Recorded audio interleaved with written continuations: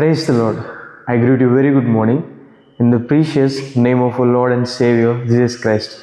మన ప్రభువును రక్షకుడైన యేసుక్రీస్తు నామములో మీ అందరికీ శుభాలు తెలియజేస్తున్నాను. బైబిల్ సెలవిస్తుంది, యెహోవాను బట్టి ధైర్యం తెచ్చుకోమని. మీరు ధైర్యాన్ని విడిచిపెట్టదు, ధైర్యం మీకు గొప్ప ప్రతిఫలం ఇస్తుందని. బైబిల్లో దావీదు అనే వ్యక్తి మహారాజు, ఆయన దేవుని బట్టి ధైర్యం తెచ్చుకున్నాడని దేవుని వాక్యం సెలవిస్తుంది. ఎప్పుడైతే అన్నీ కోల్పోయినప్పుడు సిక్లగ్ అనే ప్రాంతంలో శత్రువులు దాడి చేసి తన భార్యని పిల్లల్ని తీసుకెళ్ళిపోయినప్పుడు, ఆస్తి నష్టం కూడా అక్కడ చేకూర్చబడినప్పుడు, సొంత వాళ్ళే దావీదు గారిని రాళ్ళు పెట్టి కొట్టాలనుకున్నప్పుడు దావీదు గారు ఆ సమయంలో ఏడ్చాడు. అయితే ఆయన దేవుని బట్టి ధైర్యం తెచ్చుకున్నాడు. దేవుని బట్టి ధైర్యం తెచ్చుకుని ప్రార్థన చేయగా మళ్ళీ యుద్ధానికి వెళ్ళగా దేవుడు తనకు విజయాన్ని ఇచ్చాడు. మన జీవితంలో కూడా దేవుని బట్టి మనం ధైర్యం తెచ్చుకున్నాం. ఎలా దేవుని బట్టి మనం ధైర్యం తెచ్చుకుంటాం? దేవుని వాగ్దానాల ద్వారా. ప్రతిరోజు మనం ధ్యానం చేస్తున్న దేవుని వాగ్దానాలు మన హృదయంలో ఉంచుకోవడం ద్వారా బహుధైర్యాన్ని మనకు కలగజేస్తాయి. దేవుని వాగ్దానాన్ని మనకు బలమని, దేవుడు ప్రార్థన ఆలకిస్తాడని, మేలు చేస్తాడని, సహాయం చేస్తాడని, ఓదారుస్తాడని, ఆదరిస్తాడని, ప్రతి వాగ్దానం కూడా తన దర్శనాన్ని మనకి ఇస్తాడు అని ఆ వాగ్దానం మన హృదయంలో ఉంచుకోవడం ద్వారా మనం ధైర్యం కలిగి జీవిస్తాం. దేవుడు మేలు చేస్తాడనే ధైర్యం కలిగి, నిశ్చయత కలిగి మనం జీవిస్తామని. హల్లెలూయా. ప్రతి ఉదయాన్నే దేవుడు తన వాగ్దానం ద్వారా మనతో మాట్లాడుతున్నారు కదా. దేవుని వాగ్దానాలు మన జీవితంలో నెరవేర్చబడ్డానికి ఉన్నాయి. విశ్వాసంతో మనం దేవుని వెతికినప్పుడు, విశ్వాసంతో వాగ్దానాలు పెట్టి మనం ప్రార్థన చేసినప్పుడు దేవుడు మన జీవితంలో వాటిని నెరవేరుస్తారని. ఈరోజు దేవుని వాగ్దానం ధ్యానం చేద్దాం. చూడండి, యోహాను సువార్త 14వ అధ్యాయము 21వ వచనం రాయబడింది. నేనును వానిని ప్రేమించి వానికి నన్ను కనపరుచుకుందును. హల్లెలూయా. దేవుడు మనల్ని ప్రేమించారని, యేసుక్రీస్తు ప్రభువారు మనల్ని ప్రేమించారు కాబట్టి మన కొరకు తన ప్రాణాన్ని పెట్టారు. దేవుడిని ఎవరిని అడిగితే, ప్రభువా సమస్త సృష్టి నీదే కదా, జంతువులు, భూమి, కొండలు, ఆకాశం, పక్షులు అన్నీ నీవే కదా ప్రభువా, వీటిలో మరి నువ్వు ఎవరిని ఎక్కువగా ప్రేమించావు అంటే దేవుడు మనుషులను చెప్తారంట. ఆయన మనుషుల్ని ఎక్కువగా ప్రేమించారంట. ఆయన మనుషుల్ని ప్రేమించారు. మరి ప్రేమను ఎలా చూపించారు? నువ్వు మమ్మల్ని ప్రేమిస్తే నీ ప్రేమని మా విషయంలో ఎలా కనపరచావు అంటే, దేవుడు ఎలా వెల్లడి చేసేవాడిని దేవుని మనం అడిగితే, దేవుడు మనకు ప్రాణం పెట్టేంతలా దేవుడు మనల్ని ప్రేమించారని. దేవుడు కేవలం ప్రేమించాలని చెప్పడం మాత్రమే కాదు. యోహాను సువార్త 3వ అధ్యాయం 16వ వచనం అందరికీ తెలుసు, దేవుడు లోకముని ఎంతో ప్రేమించాడు. దేవుడు లోకంలో ఉన్న మనుషులందరినీ ఎంతో ప్రేమించాడు. ఆయన ప్రేమించాలని చెప్పడం మాత్రమే కాదు, ఆ ప్రేమను క్రీస్తు ప్రభువు వారు క్రియల్లో చూపించారండి. హల్లెలూయా. మన కొరకు తన ప్రాణాన్ని పెట్టడం ద్వారా సర్వాన్ని విడిచిపెట్టి మన పాపాలు భరించడానికి, మన రోగాలు భరించడానికి, మన వ్యసనాలు భరించడానికి ఆయన లోకంలోకి వచ్చి అవి భరించి ప్రాణం పెట్టడం ద్వారా మనల్ని ఎంతలా ప్రేమించాలన్న విషయాన్ని దేవుడు కనపరిచారు. ఇప్పుడు మనం కూడా దేవుణ్ణి ప్రేమించి బద్దులమై ఉన్నామని దేవుని వాక్యం సెలవిస్తుంది. ఎవరైతే దేవుని ప్రేమిస్తారో, ఇదే వచ్చిన పైభాగంలో రాయబడింది, వారు దేవుని మాటలు వింటారని, దేవుని ఆజ్ఞల ప్రకారం జీవిస్తారని. మనం దేవుణ్ణి ప్రేమిస్తున్నామని మాటల ద్వారా చెప్తున్నాం, కానీ దేవుణ్ణి ప్రేమిస్తున్నామని మాటల ద్వారా చెప్పే మనం ఆ ప్రేమను ఎలా చూపించాలంటే దేవుని మాటకు లోబడడం ద్వారా. కొంతమంది దేవుణ్ణి ప్రేమిస్తున్నామని మాటల ద్వారా చెప్తారు, కానీ వారి క్రియలకు వచ్చేసరికి దేవునికి వ్యతిరేకంగా, దేవుణ్ణి బాధపెట్టే విధంగా, దేవుని కష్టపెట్టే విధంగా ఉంటాయి. అయితే దేవుణ్ణి ప్రేమించేవారు దేవుని మాటకి ఏం చేస్తారు? లోబడతారు అని. హల్లెలూయా. యోనా గారు ఒక సందర్భంలో నినివేకి వెళ్ళాల్సిన ఆయన తర్షీష్కి వెళ్ళిపోతారు. దేవుడు చెప్పారు నినివేకి వెళ్ళమని. ఆయన తర్షీష్కి వెళ్ళిపోతుంటే వాడ నావికుడు అక్కడ తుఫాన్ చెలరేగడంతో ఎవరైనా ఉన్నారని చూస్తే యోనా గారు వాడ అడుగు బాగా పడుకుంటాడు కదా, అక్కడ వెళ్ళి అడిగినప్పుడు నువ్వు ఎవరంటే, నేను జీవం గల దేవునికి భయపడు వాడిని, భయభక్తులు కలవాడిని అంటాడు ఆయన. నిజంగా భయభక్తులు ఉన్నాయి, మాటల్లో అయితే భయభక్తులు ఉన్నాయి, కానీ నిజంగా భయభక్తున్న వ్యక్తి అయితే ఎక్కడికి వెళ్తాడు? నినివేకి వెళ్తాడు. కొన్నిసార్లు మనలో చాలామంది దేవుణ్ణి ప్రేమిస్తున్నామని చెప్తున్నారు, కానీ ఆ ప్రేమను క్రియల్లో చూపించట్లేదు. దేవుణ్ణి ప్రేమిస్తే దేవుని ఆజ్ఞలకు మనం లోపడతామని. హల్లెలూయా. ఇప్పుడు ఎవరైతే దేవుని ఆజ్ఞలకు లోపడతారో, దేవుణ్ణి ప్రేమిస్తూ దేవుని ఆజ్ఞలకు లోపడతారో, దేవుని ఆజ్ఞలకు లోపడడం ద్వారా తన ప్రేమను దేవుని పట్ల చూపిస్తారో, దేవుడు వారి జీవితంలో చేసే మేలు ఏంటంటే దేవుడు తన్ను తాను వారికి కనపరుచుకుంటాడు అని. హల్లెలూయా. దేవుడు వారి జీవితంలో, వారి కుటుంబాల్లో దేవుని ప్రత్యక్షత, దేవుని దర్శనాన్ని, ఆ దేవుని సన్నిధికి అంతని వారు అనుభవిస్తారని దేవుని వాక్యం సెలవిస్తుంది. చాలా కుటుంబాలు పాడైపోవడానికి, విచ్ఛిన్నమైపోవడానికి, పతన వ్యవస్థలు వెళ్ళిపోవడానికి కారణం ఏంటంటే అక్కడ దేవుని సన్నిధి వారి జీవితంలో లేదని. ఆ కుటుంబాల్లో కానీ వారి జీవితంలో దేవుని సన్నిధి, దేవుని ప్రత్యక్షత, దేవుడు వారి కుటుంబాల్లో కనపరచుకోలేదని తను తాను.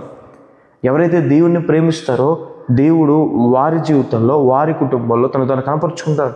అదే రాయబడింది, యెహోవా హస్తబలము వారి సేవకుల మీద కనపరుస్తారు.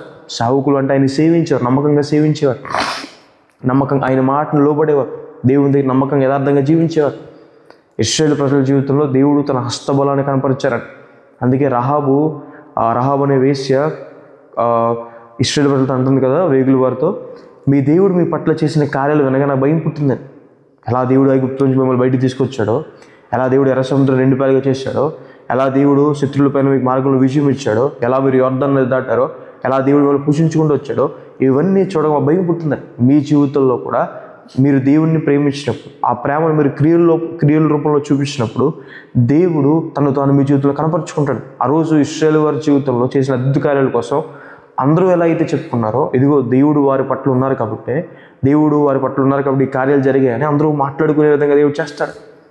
దేవుడు మన జీవితంలో తను కనపరుచుకుంటారు. అనారోగ్యంతో మీరు బాధపడుతుంటే స్వస్థపరచు యెహోవా రాఫా అని పేరు కలిగిన దేవుడు స్వస్థపరచు యెహోవాగా మన జీవితంలో తను కనపరుచుకుంటారని, మనల్ని స్వస్థపరుస్తారని.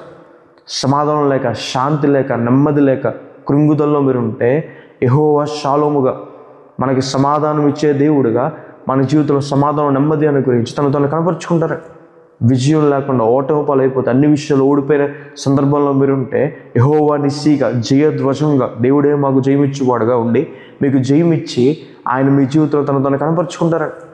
ఒకవేళ పరిశుద్ధత లేక బాధపడుతుంటే ఆ అపవిత్రమైన జీవితంతో మేము దాని నుంచి బయటికి రావాలండి, పరిశుద్ధంగా జీవించాలనుకుంటున్నాం, దేవుని కోసం బ్రతకాలనుకుంటున్నాం అని మీరు ఆశపడుతుంటే యెహోవా కాదేశుగా మిమ్మల్ని పరిశుద్ధపరిచి యెహోవాగా ఆయన మీ జీవితంలో తను కనపరుచుకుంటారు.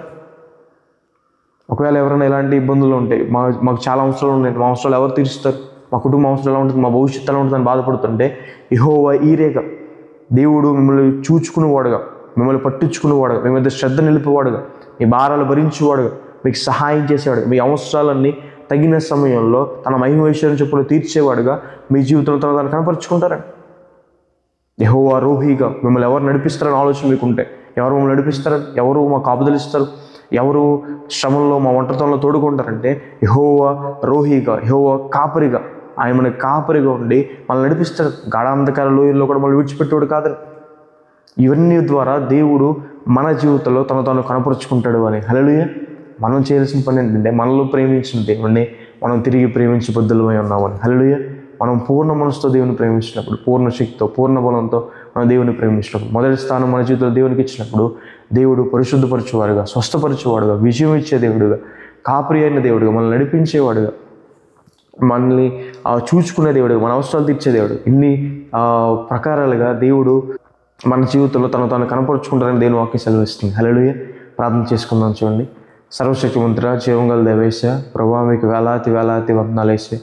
మహోన్నతుడు దేవ, మహిమగల దేవుడు ప్రభా, ఈ సమయాన్ని మాకు అనుగ్రహిస్తున్నందుకు దేవా మీకు వందనాలు. ఈరోజు ఉదయాన్నే ప్రభా మాతో మీ వాగ్దానం ద్వారా మాట్లాడినందుకు దేవా మీకు వందనాలు. ప్రేమగల దేవా యేసయ్యా, మమ్మల్ని ఎంతో ప్రేమించారయ్యా ప్రభా, మా కొరకు ప్రాణం పెట్టేంతలా ప్రేమించారయ్యా ప్రభా.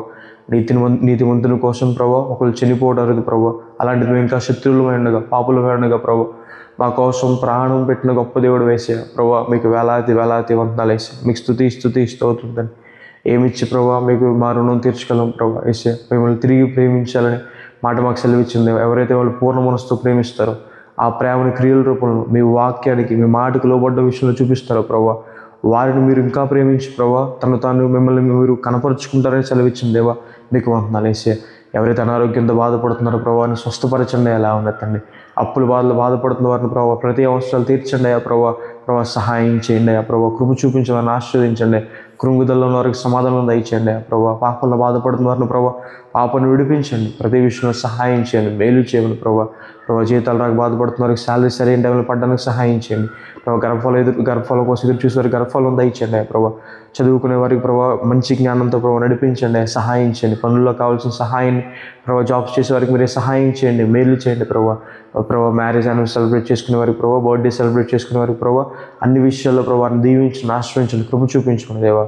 ఈ రోజంతా మీ సహాయం సహకారం ప్రభావ ఈ వాగ్దానం వీక్షిస్తున్న వారికి ఉంచుకొని యేసు నామమున వేడుకుంటున్నాను తండ్రి. Amen. God bless you. God bless India.